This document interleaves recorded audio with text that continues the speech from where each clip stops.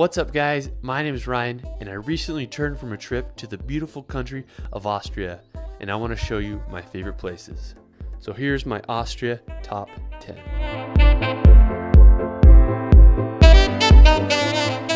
Austria is one of the most beautiful countries I've been to. It is so green, they have some of the prettiest mountains and lakes you'll ever see. Now to get there, I'd recommend flying into either Vienna or Salzburg, preferably Salzburg because it's closer to the Alps. So for our first location, we're going to head over to Grossglockner. It is one of the most beautiful towns. Like, it is so gorgeous.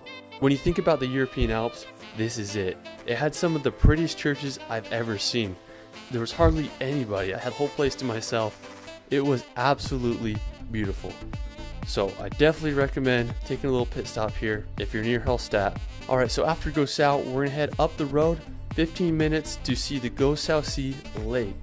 It's just a quick drive from Grossglockner. You'll pass a beautiful lake with a nice little bench. There's a parking lot where you can park your car. Grossglockner is just this beautiful lake that is situated between the Pasteurized Glacier and the mighty peaks of Grossglockner. Probably butchered those words. There's a beautiful trail and you can walk around the whole lake. They have an awesome lodge where you can get food and you can also rent a boat and enjoy the lake even more. One thing that I do regret is I didn't take the gondola up because there's absolutely beautiful views on top and there's also the infamous Austria Sky Ladder, which I would have known about if I was there. So make sure you guys visit that lake if you have a chance. It is so pretty.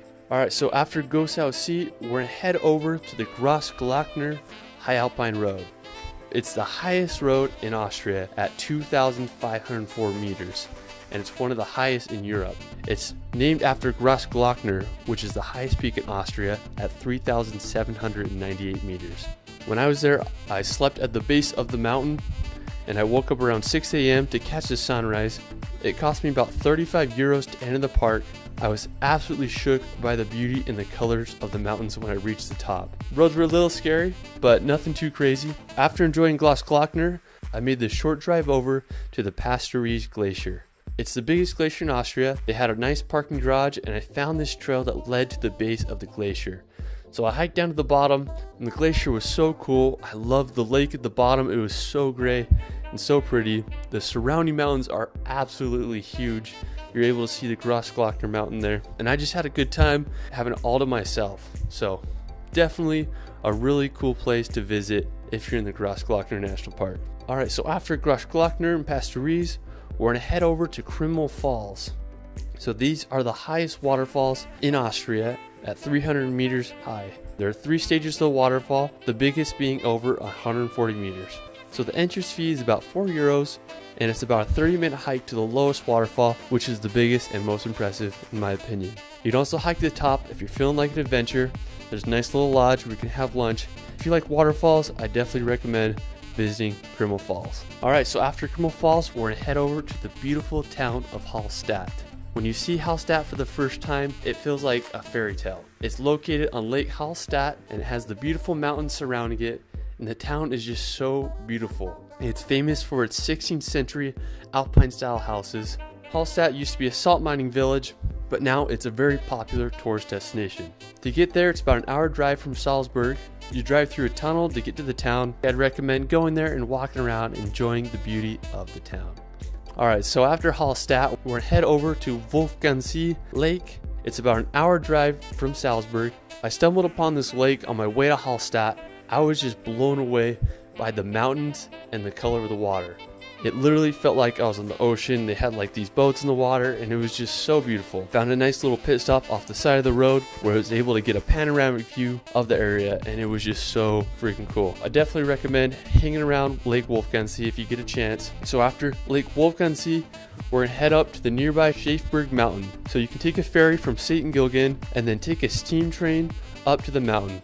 So the train is a little bit expensive. It costs around 30 euros. So if you want to save some money, you can take a cable car from St. Gilgen or you can just hike it up. The view on the top is absolutely stunning because you get a panoramic views, the surrounding mountains and lakes.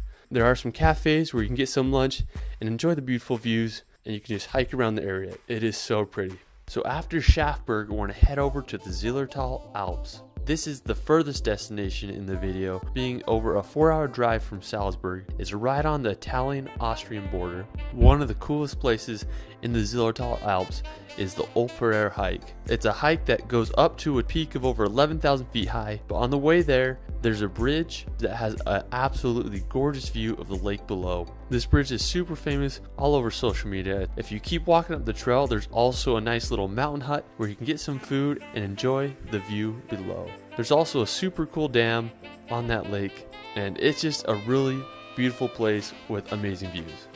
For our last stop, we're going to head over to the castle of Burgundy.